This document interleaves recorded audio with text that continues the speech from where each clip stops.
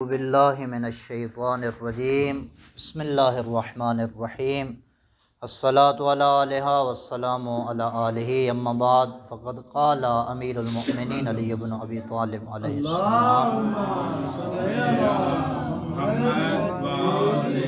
अल-हज़रा अल-हज़रा फ़वल्लाहि लक़द सतरा हत्ता कअन्नहु क़द गफ़रा। दुरूद भेज मुहम्मद। नहजुल बलागा के कलिमात किसार का सिलसिला दुरूस जारी है।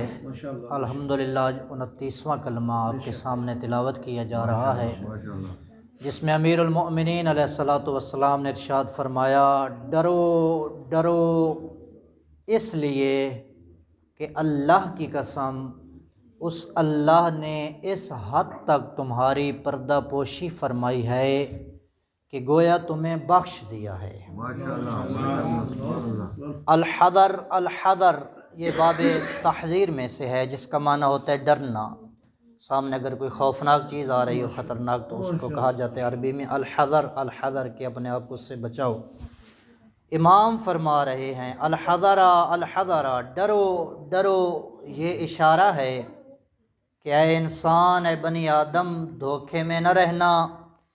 ये जो तेरी इतनी ख़ताएँ हैं, ये जो तेरे इतने गुनाह हैं, ये जो तेरी इतने मासियतें हैं, कद सतरा, जिनको अल्लाह ने छुपाए हुआ है, जिन पर अल्लाह ने पर्दा किया हुआ है। कितने ऐसे हमारे गुनाह हैं जो लोगों से पोशीदा हैं, हमारे उन गुनाहों का लोगों को इल्म नहीं है। तो वो जो लोगों को हमारे गुनाहों का इल्म नहीं है, कोई ज़ात है जो हमारे इन गुनाहों को छुपाए हुए है। लक़द सतरा, पता नहीं कितने हमारे ऐसे गुनाह हैं, कितनी नमाजें क़ज़ा हो गईं, लोगों को पता नहीं है। कितनी फजर की नमाजें क़ज़ा हो गईं, अल्लाह ने पर्दा डाला हुआ है। कितने झूठ बोल दिए, अल्लाह ने पर्दा डाला हुआ है। कितना तन्हाई में जाकर गुनाह किया, अल्लाह ने पर्दा डाला हुआ है। कितने लोगों के हकूक़ गस्ब किए हुए हैं, अल्लाह ने पर्दा डाला हुआ है। कितने गुनाह आँखों से किए हैं, अल्लाह ने पर्दा डाला हुआ है। ये जो गुनाह हम करते हैं, उधर से अल्लाह पर्दा डाल देता है। इमाम फरमाते हैं धोखे में न रहना, किसी गलत फहमी का शिकार न होना। ये जो गुनाह करते हैं और उधर से अल्लाह पर्दा पोशी कर देता है, वो अल्लाह रब्बुल इज़्ज़त खालिक हो के तुझ मखलूक की इज़्ज़त को बाकी रखना चाहता है। वो खालिक मुतलक हो के तुम्हें लोगों में रुसवा नहीं करना चाहता, तुम्हें लोगों में बेइज्जता नहीं करना चाहता। वो चाहता है अल्लाह कि तुम्हें लोग मोहतरम साहब पुकारें, तुम्हें किबला साहब, खान साहब, मलिक साहब, चौधरी साहब, फलां साहब, तुम्हारी इज़्ज़त लोगों में बहाल रहे। वो जो अल्लाह ने पर्दा डाला हुआ है गुनाहों पर, इमाम फरमाते हैं अल-हज़रा अल-हज़रा, इससे डरो, इससे डरो। इस गलत फहमी में शिकार न रहना कि गुनाह किया है, कि गुनाह अल्लाह ने इस हद तक पर्दा पोशी है की है। लक़द गफ़रा, लगता है ऐसे, इमाम फरमाते हत्ता कअन्नहु लक़द गफ़रा, लग ऐसे रहा है, इस तरह उसने पर्दा पोशी की है, लगता है तुम्हारे गुनाहों को उसने माफ़ कर दिया। इमाम फरमाते हैं इस गलत फहमी में न रहना कि उसने माफ़ कर दिए हैं। ये जो गुनाह करता है, कितने ऐसे गुनाह और अयूब हैं जो लोगों से छुपाया हुआ है। अल्लाह रब्बुल इज़्ज़त ने इस गलत फहमी में न रहना कि तुम्हें उस अल्लाह ने माफ़ कर दिया है, इसलिए कि एक दिन यौमुल हिसाब का दिन है। एक दिन तुम्हें मालिक की बारगाह में पेश होना है। एक दिन हश्र नशर का दिन है। एक दिन तूने मालिक के सामने अपने आप को ले जाना है। एक दिन तूने हाकिम और आदिल की बारगाह में पेश होना है। एक दिन तूने अपनी ज़िंदगी का वहाँ पर हिसाब देना है। इमाम फरमाते हैं इस गलत फहमी में न रहना कि तुम्हारे गुनाहों को जो उसने पर्दा डाला हुआ है, जो लोगों को इल्म नहीं है, इमाम फरमाते हैं इस गलत फहमी में न रहना कि उसने तुम्हें माफ़ कर दिया है। तुम्हारा हक ये है कि उस अल्लाह ने जो आपके गुनाहों पे पर्दा पोशी की हुई है।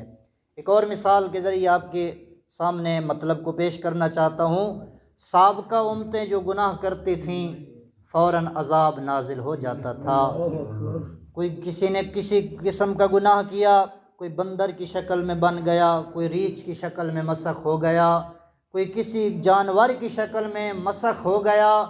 ये जो हम गुनाह करते हैं हमारे शक्लें नहीं बिगड़ती, ये एहसान है सैयदुल अंबिया का। ये अपनी उम्मत के लिए उन्होंने दुआ की है कि मेरी उम्मत को क़यामत तक उनकी शक्लों को मसख न करना। साबका उम्मतें गुनाह करती थीं, कोई चोरी का गुनाह करती थी, कोई किसी चीज़ में मिलावट का गुनाह करती थी, कोई नाप तोल में कमी का गुनाह करते थे, कोई लिवातत का गुनाह करते थे, कोई किसी किस्म का गुनाह करते थे। एक गुनाह करते थे उधर से अज़ाब नाजिल हो जाता था। इंसाफ से बताएं मोमिनीन मोहतरम, वो जो साबका उम्मतों के गुनाह थे वो सारे इस उम्मत में गुनाह पाए जाते हैं, लेकिन अल्लाह रब्बुल इज़्ज़त ने पर्दा पोशी की हुई है। अल्लाह रब्बुल इज़्ज़त ने इस उम्मत मुहम्मदिया की इज़्ज़त को बहाल रखे हुए है।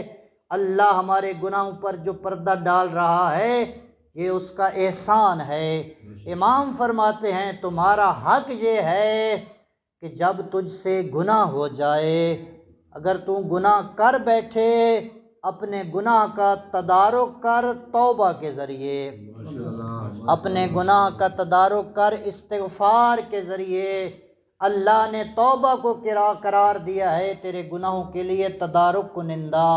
अल्लाह ने तौबा और इस्तिग़फ़ार को तेरे गुनाहों के माफ़ करने का ज़रिया करार दिया है। इसलिए इमाम फरमाते हैं कि गलत फहमी में गफलत में न रहना। ये जो इतने हुकूक तुम लोगों के खा रहा है, लोगों को तो पता नहीं चल रहा, चाहे वो माली हुकूक हों या किसी और किस्म के हुकूक हों। ये जो लोगों का जो हक गसब कर रहा है, ये वो ज़ात है जो तुम्हें लोगों में रुसवा नहीं होने दे रही।